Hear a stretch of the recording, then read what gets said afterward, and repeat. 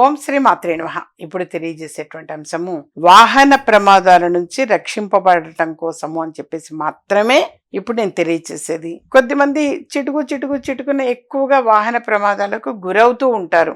అలాగే మరొకటి కూడా ఏంటంటే, క్షేమంగా వెళ్ళినటువంటి వ్యక్తి మళ్ళీ తిరిగి లాభంగా ఇంటికి చేరుకోవాలి అని చెప్పి ఆశిస్తూ ఉంటాము. సో ఆ విధంగా క్షేమంగా ఇంటికి రావడం కోసము ఈ చిన్న పరిహారం అనేది తెలియచేస్తానా. మీరు చేయాల్సిందల్లా బుధవారాల పాటు. ఎన్ని బుధవారాలు చేయాలంటే 8 బుధవారాలు ఆచరించడం చాలా చాలా మంచిది. ప్రతి బుధవారం కూడా శివాలయం గుడికి వెళ్ళి ఆ శివాలయంలో 8 బుధవారాలు కూడా బ్రాహ్మణునికి స్వయం పాకము అనేది ఇవ్వండి. మొట్టమొదటిగా స్వయం పాకం అంటే తెలుసు. ఇంకా మీకు సందేహం ఉంటే బ్రాహ్మణుని అడగండి ఏమేమి తెచ్చివ్వాలి అని. తను చెప్తాడు లిస్టు.